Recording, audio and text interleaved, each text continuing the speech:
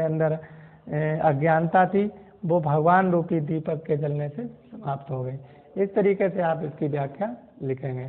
काव्य सौंदर्य कई बार बता चुके, संदर्भ आपको कई बार बता चुके, आगे के दो दोहे अगले वीडियो में। धन्यवाद।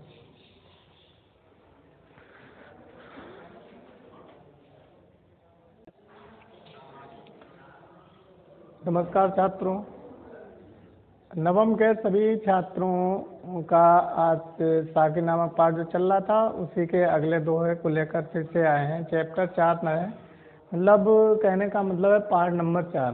पार्ट नंबर 4 में दो दोहे आज और पढ़ाए जाएंगे, उनकी व्याख्या आप करेंगे। और मैं समझता हूँ कि आपने पिछले दोहों की व्याख्या भी कर ली होगी अपनी नोटबुक पर, जो पिछले दोहे मैंने किए हैं। अगर जो आपको वो नहीं मिल रहे हैं तो मैं फिर से उनकी लिंक एक आपको दूंगा अपने यूट्यूब चैनल की, तो वहाँ से आप उन्हें पढ़ सकते हैं। सबका पढ़ा हुआ है, जितने भी दोहे अभी तक पढ़ा है सब यूट्यूब चैनल पर मेरे मिलेंगे आपको। तो दो दोहे जो कि कबीरदास नामक पाठ से, जो साखी नामक पाठ है इनका उससे लिए गए हैं। साखी नामक रचना इनकी कबीरदास जी की है, जो कि एक भक्तिकालीन कवि हैं। हम आपको पिछले भी दोहों में या पिछले जो वीडियो में हमने आपको बताया था, तो आज फिर से उनके ही दो दोहे ये पार्ट नंबर 4 में आपके लिए प्रस्तुत कर रहा हूँ। तो पहला दोहा इनका ये है कि झूठे सुख को सुख कहें, मानत है मद मोद मन मोद। झूठे सुख को सुख कहें, मानत है मन मोद। जगत चबेना काल का, कुछ मुखमा कुछ गोद। जगत चबेना काल का, कुछ मुखमा कुछ गोद। तो सांसारिक व्यक्तियों की मानसिकता का वर्णन करते हुए कबीरदास जी कहते हैं कि झूठे सुख को सुख है। यहाँ के जो भी लोग हैं, जो भी इंसान हैं, सांसारिक लोग हैं, वो ज़्यादातर इस संसार के जो सुख हैं, भौतिक सुख हैं, उनमें ही आनंद की प्राप्ति जब उन्हें होती है तो उसी को ही वो सबसे बड़ा परम आनंद समझ लेते हैं। जबकि कबीरदास जी का मानना है कि ये आनंद झूठा है, ये आनंद वो आनंद नहीं है, ये परमात्मा से जुड़ा हुआ आनंद नहीं है, भौतिक आनंद है, कभी भी आपके सामने से या आपके जीवन से जा सकता है। तो ऐसे परम आनंद की तो हमें प्राप्ति करनी चाहिए जो हमेशा हमारे साथ बना रहे, हमसे जुड़ा रहे। बड़े बड़े अच्छे अच्छे मकान बना लेते हैं लोग, सुंदर सुंदर गाड़ियाँ खरीदते हैं, हर चीज़ दुनिया भर की चीज़ें कर लेते हैं अपने यहाँ। चारों तरफ भौतिक संसाधन उनके चारों तरफ बिखरे रहते हैं, जो भी चाहते हैं वो करते हैं। कोई कहीं टहल रहा है, घूमने जा रहा है, कहीं कुछ भी कर रहे हैं, सब कुछ। ये सुख ही इनके लिए परम सुख की एक संज्ञा है, दे सकते हैं।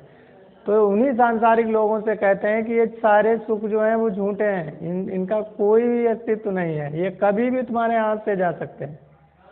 वक्त की हर्ष है गुलाब, वक्त कब तुमसे कौन सी वस्तु छीन ले इसका कोई पता नहीं। जगत चबेना काल का, चबेना का मतलब होता है भोजन। वैसे गांव में चबेना चने अने मिला के और भुर्जी के यहाँ जाकर उसको बुनाया जाता था, उसे ही चबेना बोला जाता है। लेकिन यहाँ पर हम भोजन के रूप में जगत चबेना काल का, काल माने मृत्यु का, ये पूरा संसार जितना दिखाई पड़ रहा है, कबीरदास जी कहते हैं ये सब काल का भोजन है। और कुछ मुखमा मतलब कुछ उसके मुंह में पहुंच चुके हैं, अर्थात मर चुके हैं, और कुछ गोद में रखा हुआ है, मतलब कुछ उसने अपने हाथ पर अभी उसे रखा हुआ है जो अभी मुंह में जाएगा, अर्थात मृत्यु का ग्रास बनेगा, काल का ग्रास बनने वाला है। तो आप सांसारिक सुखों की में अगर जो खोए हुए हैं उसमें ही प्रसन्न हुए हैं, आप ये समझते हैं कि यही परम आनंद है, तो ये परम आनंद नहीं है। हमें उस आनंद की प्राप्ति करनी चाहिए जो हमारे साथ जीवन भर बना रहे, और वो परम आनंद मिलेगा आपको जब आप परमात्मा की भक्ति करेंगे। तो उम्मीद करता हूँ कि ये आपको समझ में आया होगा। दुआ व्याख्या कैसे लिखेंगे, व्याख्या मैं कबीरदास जी कहते हैं कि सांसारिक व्यक्तियों को संबोधित करते हुए कबीरदास जी कहते हैं कि हे मनुष्य, ये जो सांसारिक सुख हैं, जो भौतिक सुख हैं, यही सत्य कहा जाए तो ये आपके सुख नहीं है, सब झूठे सुख हैं। ये कभी भी आपके जीवन से जा सकते हैं, फिर जाने के बाद में कष्ट होता है। तो इनको अपना परम सुख ना मानो, ये परम सुख नहीं है, क्योंकि ये संसार ही नश्वर है। तो जब संसार नश्वर है तो यहाँ की सारी वस्तुएं नश्वर हैं। यहाँ पर ऐसी कोई चीज़ नहीं जो स्थायी रहे, सब अस्थायी है, सब कुछ समाप्त हो जाएंगे। ये काल का ग्रास है, भोजन है, जो कुछ तो बन चुका है और कुछ बनना बाकी है। अर्थात कभी भी इस संसार का विनाश हो सकता है, कभी भी किसी व्यक्ति का विनाश हो सकता है, किसी वस्तु का हो सकता है। तो उससे इतना प्रेम नहीं हमें करना चाहिए कि जिससे कि हमें कष्ट हो। तो आप किसी भी तरीके से इसको लिख सकते हैं। कबीरदास जी की ये बहुत ही सुंदर, कबीरदास जी का ये बहुत ही सुंदर दुआ है। आप साखी नामक पाठ का है और चैप्टर नंबर 4 चल रहा है, पार्ट नंबर 4 चल रहा है। अगला दुआ हम आपको इन्हीं का पढ़ाते हैं कि जब मैं था तब हरि नहीं, अब हरि है मैं नहीं। हमने आपको पिछले दो में पढ़ाया था कि मैं और हम की भावना आप व्यक्तियों में देखते हैं। एक और बढ़िया विचित्र बात हम आपको बताते हैं कि कभी एक्सपेरिमेंट करना आप, जो लोग आपसे बात करने के समय पर मैं का जो ज़्यादा प्रयोग करते हैं, कहते हैं कि मैं ऐसा हूँ या मैं ऐसी हूँ या मेरा घर है, मेरा भाई है, या मैं सबसे अच्छा हूँ, अच्छी हूँ, या मेरी पुस्तक सबसे अच्छी है, मेरी गाड़ी सबसे अच्छी है, मेरी मैं शब्दों का जो सबसे ज़्यादा प्रयोग करते हैं। तो इससे एक आप एक्सपेरिमेंट कर सकते हैं और वो एक्सपेरिमेंट ये बताएगा आपको इस व्यक्ति के अंदर अहंकार है। ये सच्चाई है। ज़्यादातर मैं का प्रयोग करने वाले हमेशा अहंकारी ही होते हैं, और जो हम की भावना से प्रेरित होकर बात करते हैं, जो हम की भावना को जोड़ के चलते हैं, जो कहते हैं हमारा है, हमारा घर है, हमारा परिवार है, हमारा समाज है, हमारे दोस्त हैं, हमारे मित्र हैं, हम ऐसे हैं, तो वो क्या है, वो सबको साथ लेकर चलने वाले होते हैं। तो ये हम की भावना प्रेम की भावना होती है, इसमें घमंड नहीं होता है, स्नेह की भावना होती है। तो कोशिश हमें ये करनी चाहिए कि ज़्यादातर हमें मैं की भावना से दूर रहना है, हम की भावना से काम करना है। हम की भावना अपने अंदर लानी चाहिए, और जब हम की भावना आ जाएगी, आएगी कब? जब हम अच्छे लोगों के साथ रहेंगे, परमात्मा के साथ रहेंगे, परमात्मा से जुड़ के चलेंगे, उससे हम जब जुड़ जाएंगे तो हमारे अंदर अहंकार खत्म ही हो जाएगा। तो वही बात बताई है कबीरदास जी ने कि जब मैं था, जब मेरे अंदर अहंकार था, तब हरि नहीं, हरि माने भगवान नहीं था मेरे अंदर। क्योंकि जहाँ जिस व्यक्ति को भी घमंड हो गया किसी बात का, चाहे वो किसी भी चीज़ का हो, धन बल का हो, चाहे बाहुबल का हो, चाहे किसी भी प्रकार का शक्ति का, अपने बल का, जिसको भी घमंड हो गया, जिसको भी अहंकार हो गया, उसको भगवान जो है कभी प्राप्त नहीं हो सकता। भगवान उसको कभी स्वीकार नहीं करता। कुछ समय के लिए उसको लगता है कि हम बहुत शक्तिशाली हैं, हमारा कुछ नहीं हुआ, लेकिन भगवान फिर उसको बहुत बुरा दंड देता है, और वो दंड दिखाई जो तो नहीं पड़ता, लेकिन वो बहुत ही भयानक होता है।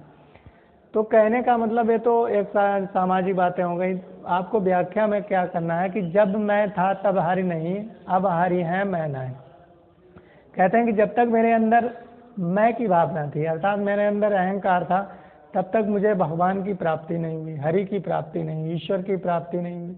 और जब ईश्वर की प्राप्ति हो गई, अर्थात मैं जब भगवान से जुड़ गया, तो अब मैं नहीं, माने अहंकार समाप्त हो गया, अहंकार समाप्त हो गया।